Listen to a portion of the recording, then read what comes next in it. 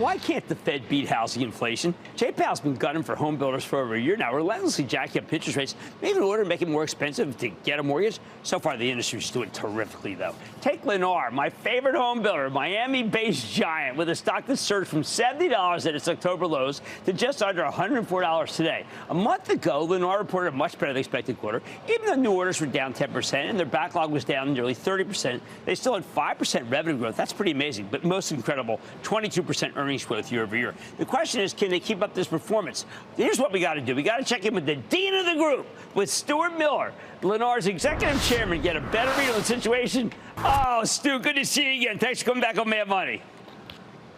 Good to see you, Jim. Okay, so Stuart, you've got to do this. You have to explain to people that if you raise interest rates, it does not mean that the housing industry has to get punched and is flat on the canvas. It doesn't work like that anymore.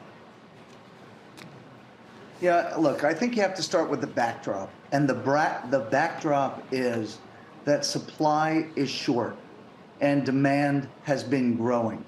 And with that as a backdrop, you understand that even as interest rates go up, there might be sticker shock. It might hit you right in the beginning, and it did with the industry. But over time, people need a place to live. If you go across the country, you talk to the mayors in this country, you talk to the governors, you're going to find that affordable housing, workforce housing, is a singular big issue in every municipality. If it's a big issue, why do you say it, and I get it from Horton and I get it from Toll, that governments in this country have made it almost impossible for builders, unless they're of the highest quality like you, to do their job? Yeah, it's a conundrum, and we face it every day across the country. The fact is that there is a lot of anti-development, a lot of anti-new traffic sentiment in many municipalities. A lot of people don't want more development in their backyard, but at the same time, population is growing.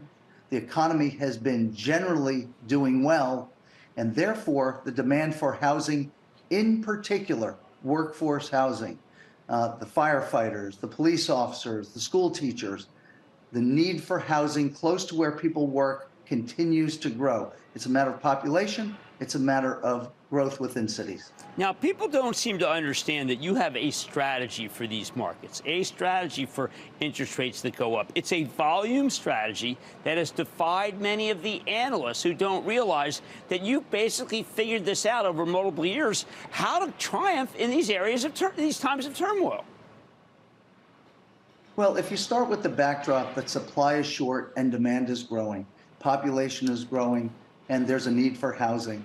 Our view was that as interest rates went up and affordability was tested, we needed to keep manufacturing homes because the country needs homes. And so the shock absorber was clearly our margin. We were willing to take less margin as prices came down, as incentives went up, and we were able to do that in order to meet the needs of the marketplace. We weren't going to exacerbate the housing shortage just because interest rates were going up. We were going to meet the market where the market was, and that's what we did. And then people tell me, well, hold, it's going to be like 2007, 2008. People with no credit, no doc, they're all going to come in and buy. Tell people what kind of buyer you have these days, because that's not what you have at all. Look, first of all, you got to start with an understanding that in 2007 and 8, you were dealing with an overhang of mortgages that were given to almost anybody without a down payment, without proper underwriting. That has not been the case over the past 15 years. The mortgage market has been strong and secure. And additionally, second, you have to look at the interest rates that have fueled the mortgage market.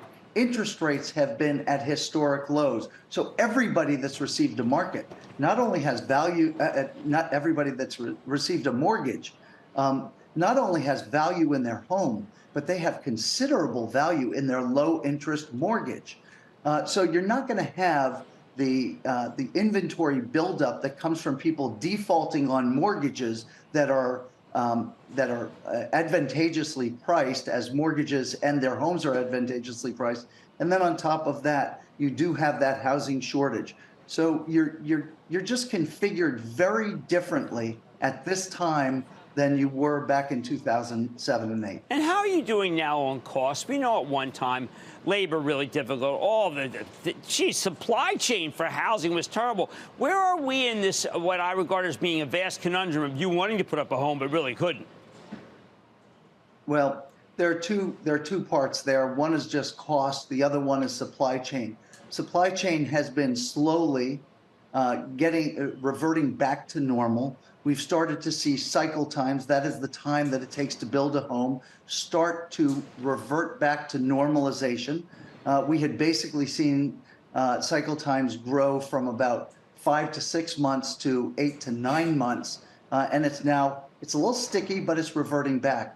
On the cost side, given the pullback in the market and the pullback in volume, and there is a significant pullback in volume, given that pullback, we've been able to go back to our building partners and say, look, we took a shock to margin. You need to reconcile costs as an offset to that. As prices have come down, we have to keep the production going, and you have to play your part in that. So we've seen costs start to come down, both on the wage side and on the material side, and some of our building partners digging into their margin as well. All right, one last question. You have one of the strangest pastiche of the hot markets. I mean, some of the ones are obvious. And then I live in New Jersey. I mean, what the heck? You've got markets that are strong that are supposed to be weak. Where are the real buyers? So look, you clearly have a East Coast, West Coast differential. The West Coast of the United States is slower than the East Coast. The East Coast is stronger all the way from South, and Southeast Florida is really strong still and has maintained its strength. But all the way up the East Coast, you've seen relative strength relative to the rest of the market. Even through the middle of the country, it's remained relatively robust. Some of the markets on the West and in Texas that went up the most came down the hardest. And it's different in different regions. Wow. Well, I've got to tell you, I knew it. But somebody was saying, oh, Lennar, they won't know what to do. I said, do you know how long they've been at this? Do you know how they're just going to ride right through this period? And you're only 4 points from your 52-week high, and so many all the way down. I want to thank Stuart Miller. He's the executive chairman. And I can tell you, if you want to understand housing, the beginning of his conference call is 4 pages of everything you ever needed to know about housing. He's the executive chairman of Lennar, and he is amazing. Stuart, thank you so much for coming back on the show. Thank you, Jim. Good to be here. Mad Money's back after the break.